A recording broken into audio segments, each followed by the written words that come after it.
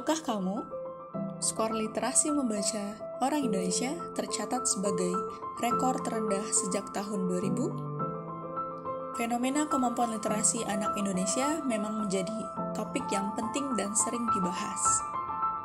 Berdasarkan hasil studi PISA tahun 2022, Indonesia mengalami kenaikan peringkat, namun skor kemampuan rata-rata siswa justru mengalami penurunan.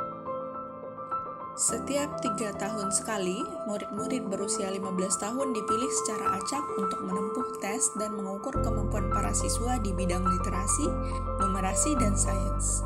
Ini merupakan studi yang diinisiasi oleh Organization for Economic Cooperation and Development, yang disebut sebagai Program for International Student Assessment, atau PISA.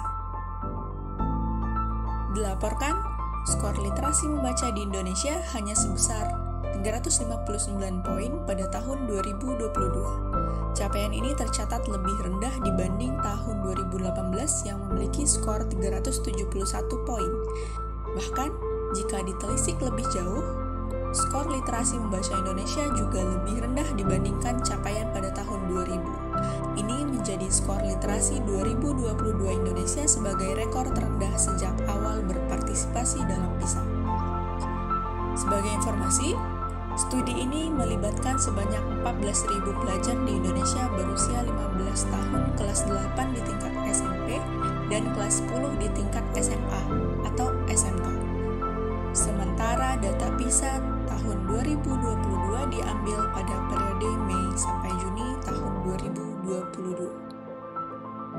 Selain itu, Indonesia juga menempati ranking ke-62 dari 70 negara berkaitan dengan tingkat literasi, di mana berada di 10 negara terbawah yang memiliki tingkat literasi rendah. Rendahnya tingkat literasi ini ditenggarai karena selama berpuluh-puluh tahun bangsa Indonesia hanya berkutat pada sisi hilir seperti rendahnya budaya membaca.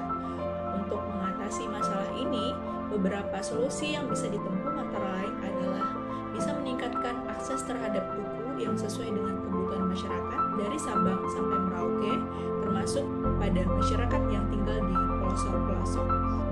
Ini adalah tantangan yang harus dihadapi untuk meningkatkan budaya membaca dan literasi di Indonesia.